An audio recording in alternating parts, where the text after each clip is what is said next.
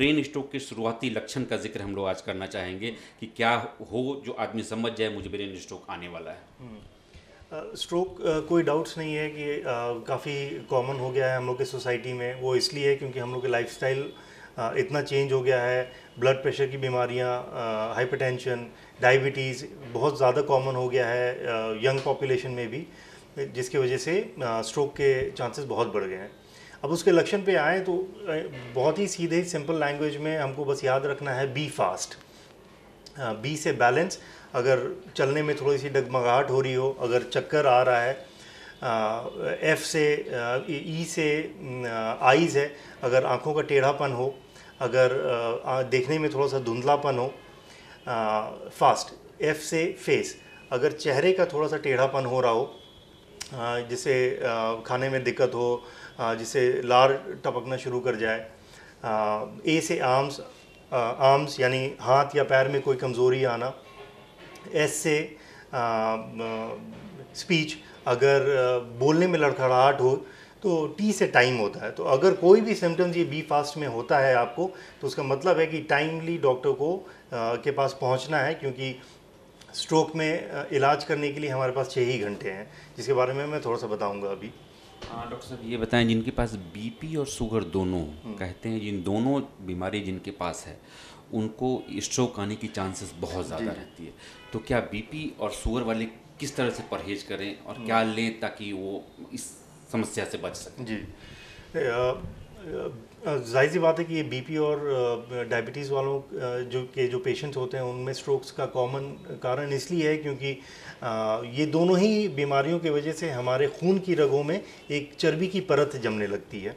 वो चर्बी की परत अगर कभी टूट के आगे ब्रेन में चली जाए तो खून का ब्लड सप्लाई को रोक सकता है या वहाँ पर ब्लीडिंग हो सकती है ब्रेन में।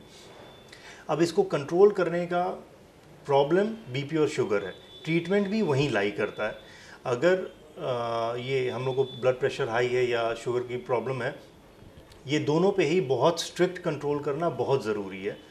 अगर किसी को स्ट्रोक हो भी गया हो, स्ट्रोक के ट्रीटमेंट के बाद जब आप हॉस्पिटल से डिस्चार्ज हो जाते हैं, यही एडवाइस के साथ डिस्चार्ज होते हैं कि बीपी और शुगर बहुत स्ट्रिक्टली कंट्रोल्ड हो। मेडिकेशंस चाहे जितनी भी ज़रूरत हो स्पेशलिस्ट से मिलें, ताकि ये दोनों कंट्रोल हो और रिपीट स्ट्रोक ना हो।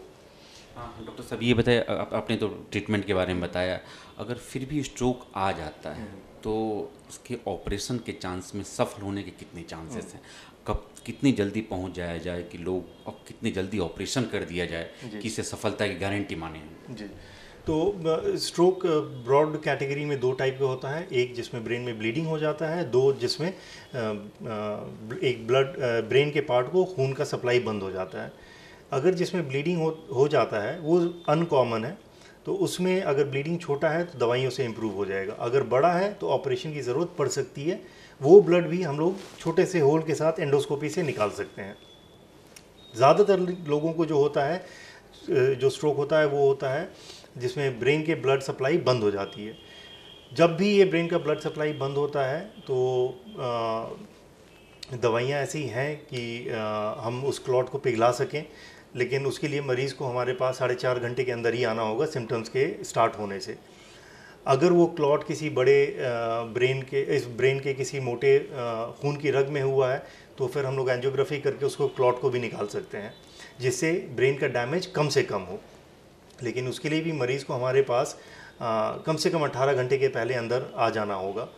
अगर पेशेंट आ जाता है, वो ट्रीटमेंट हम लोग कर देते हैं, पेशेंट का ब्लड सप्लाई रिस्टोर हो जाता है, पेशेंट के इम्प्रूवमेंट के चांसेस ड्रास्टिकली इम्प्रूव कर जाते हैं। तो ये बहुत ही इंपॉर्टेंट एडवांस्ड टेक्नोलॉजीज़ हैं जिससे हम लोग पेशेंट का आउटकम बहुत ही अच्छा कर सकते हैं स्ट्रोक के पेशेंट्स का।